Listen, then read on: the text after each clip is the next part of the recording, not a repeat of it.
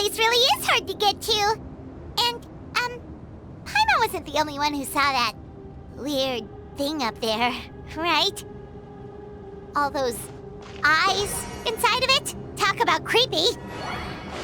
I believe that's how the ruler of death keeps an eye on Teyvat. Quick, this way! We're almost there!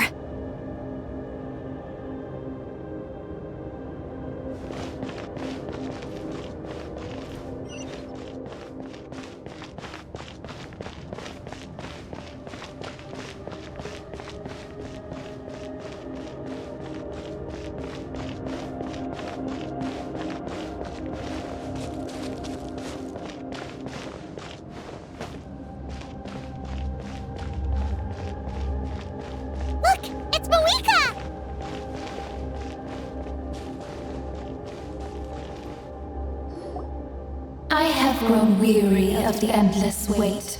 The fate of this land is of no interest to me anymore. However, you humans managed to meet the expectations of the heavenly principles. For that result, you deserve praise. Mohiga, as the price for using my power, I shall now bear witness to your death. And with you, the war that your nation has waged for more than 1,000 years shall meet its end. Mawika! You got here sooner than I expected. What are you doing? Closing the final chapter on the plan that has consumed Natlan for 500... No. For the entirety of our history. We've eradicated the Abyss from Natlan, but its power remains in worlds beyond Teyvat. Tremendous and unyielding. Only by completely restoring the Night Kingdom can we defend against its corrosion in the long run. But the architect of the Night Kingdom is near her end. She lacks the power for such a task. And worse still, if her life force is depleted, the rules of Natlan disappear along with her. We have no need for the Ode of Resurrection right now, but it remains Natlan's strongest defense should the Abyss return one day. So, you're planning to... Yes. My plan is to once again place my life within the sacred flame. 500 years ago, I gave my life for the chance to be reborn in this era. A chance to see all my plans to completion. And now, to sustain the Lord of the Night, I will give my life once more. I respect your decision, Mawika, but this method requires an immense sacrifice. The flames of your life force are exceedingly strong, but a life sustained by fire is one destined to die out one day. What will you do then? I've thought about that. With the Abyss out of the picture for now, the Sacred Flame's power will be consumed at a much slower rate. My life force should be able to sustain it for another 200 or 300 years. Future Pyro-Archons will continue to seek new sources of fire. As long as Natlan's legacy endures, the Night Kingdom will survive, impervious to the Abyss. Once again, you place hope in the hands of the future. But the pilgrimage can replenish the power of the sacred flame. We can give it that meaning. Why shoulder this burden by yourself? Because I want the pilgrimage to change. The pilgrimage was an essential part of our struggle against the Abyss, a grand competition full of promise and glory. But it also chained our people to an inescapable destiny. Fear and anxiety have been our constant companions. We knew what the consequences would be if we laid down our arms. Morality left us with no other choice. And so, Natlan became the nation of war. This is where Xbalanque defeated the dragons and granted our people the liberation of their flesh. And now, in the same place, I have the chance to grant them the liberation of their spirit. There will be no war, Only competition. One fueled by our dreams for the future, rather than a desperate struggle for survival. A new future deserves a new meaning. A chance to take a definitive step forward. Very noble indeed. But what does any of this have to do with you? You speak of duty, but not yourself. In my eyes, Malika, you are not inherently special. A child of Natlan among countless others. Yes, the situation is urgent, and the ley lines must be restored right away. But it is too heavy a burden for you to shoulder alone. That is where we differ, Lord of the Night. You see all humans as the same, but I understand what it means to be a leader. A leader is swift and decisive in the face of reality. Someone capable of making the right choice even when there are no good options on the table. Sacrificing the remainder of my life to help Natlan overcome this crisis. That is the right choice. After all, leadership is built on the trust of ordinary people. Without them, there is no Archon. The people look to their leader to make the world a better place and stand up for them when it counts. For that reason, I must see my duty through to the very end. But what about you, Malika? You still haven't talked about what you want. Is it that unimportant to you? It's not important, Citlali. There is nothing more important than protecting the future we built together.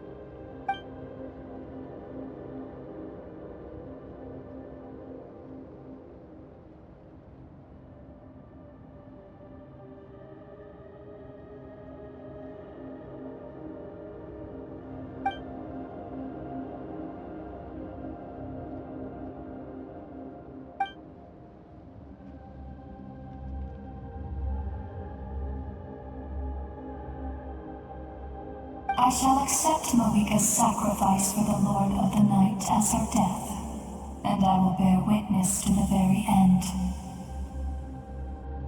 Thus concludes the deal I made with Shabalanke several thousand years ago. Lord of the Night, you may now begin.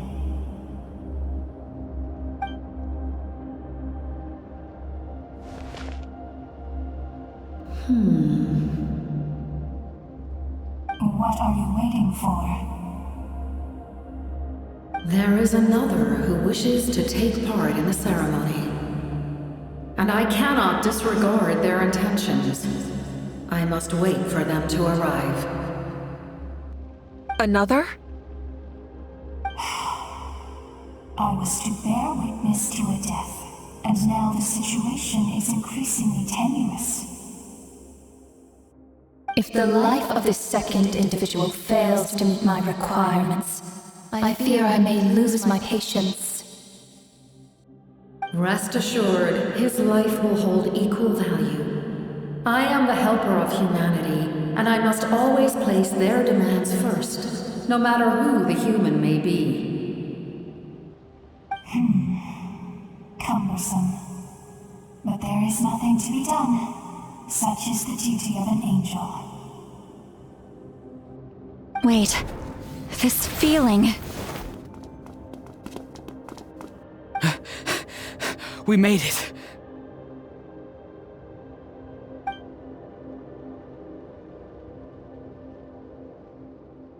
Thank you for showing me the way.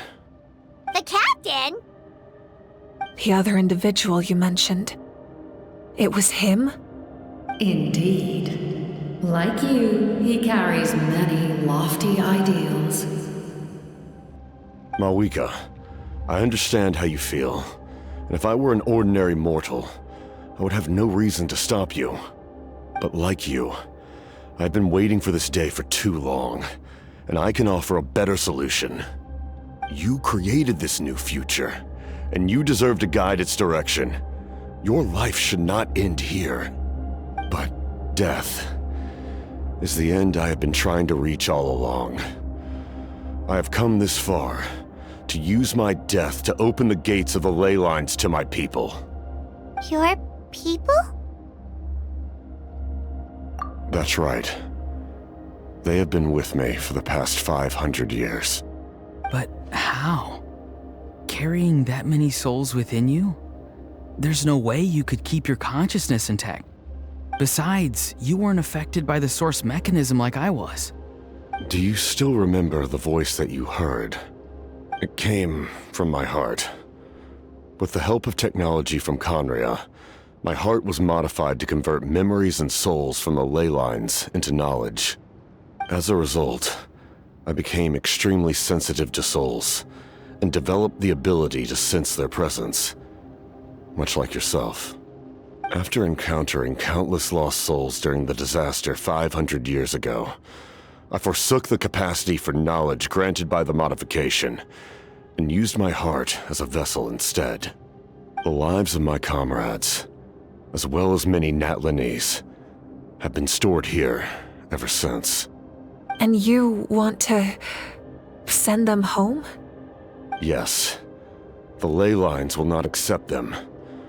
But by merging my existence with the Lord of the Night, I can become master of the ley lines and change the rules entirely. He expressed this to me, and I agreed. The captain envisions a kinder and fairer set of rules for humanity. In addition, he aims to challenge the authority of the ruler of death. In a word, his goal is revenge. Revenge? After all, it's because of her that I bear the curse of immortality, the curse of absolute life. I now understand that which you seek. Then, bear witness to my resolve and hatred. The people of Khaenri'ah committed grave sins, and for that, we were cursed to suffer endless physical torment, cursed to witness the demise of everything we held dear. But most of us were innocent. Most of us knew nothing of the Five Sinners' exploitation of abyssal power, myself included. If I sacrifice my life for the Lord of the Night, you get the death you desire.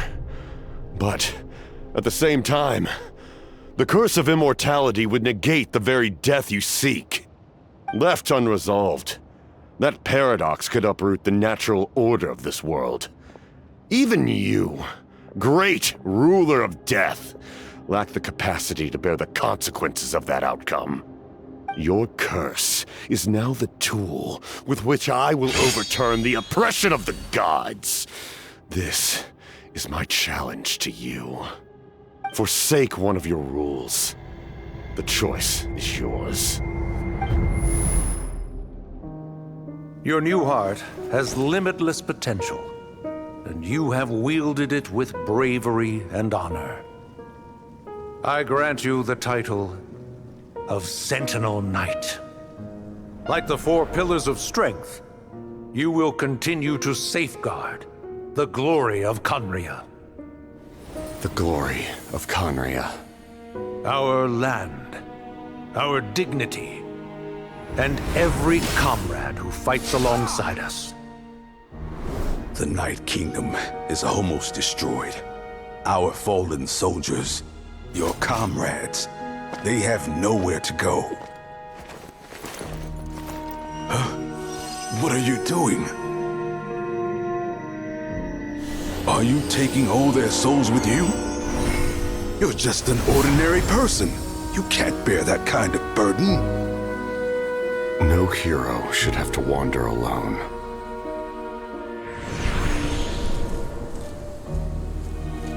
The curse of immortality. Using immortality to fight death. Using my rules against me. Make your choice. Reject your rules. Or allow me to trigger the paradox. The curse of immortality must stand. Use it to fulfill your final wish.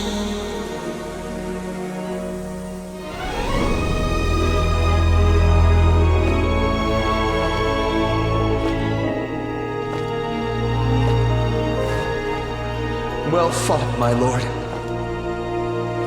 Thank you for everything.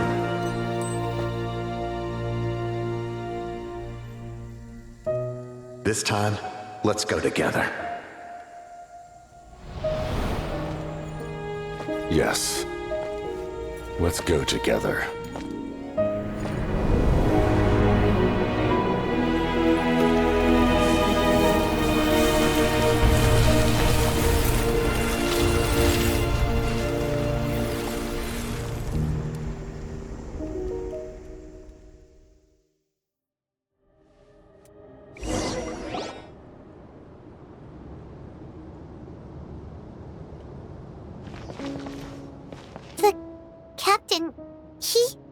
The curse of immortality still exists.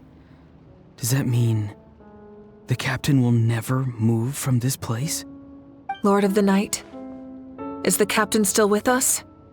There is no need to pursue traces of him. For those cursed with immortality, release from the mortal coil is the greatest form of peace. Even so, please pass on my gratitude. His long journey has finally come to a close. I suppose this is a happy ending for him. I cannot imagine how much pain he endured over the past 500 years, or how much strength it took to never stray from his goal. There's something I've been trying to figure out. I don't think I ever saw him sleep. I tried to ask him about it on the way here, but he didn't answer. Just like always, he never talks about himself. It's probably due to the voices. When souls merge in a single being, their voices echo endlessly through the mind. Souls that retain memories of their death often scream and wail in despair. Considering the number of souls inside him, that effect would be even greater. So, over the past 500 years, he didn't sleep? At all?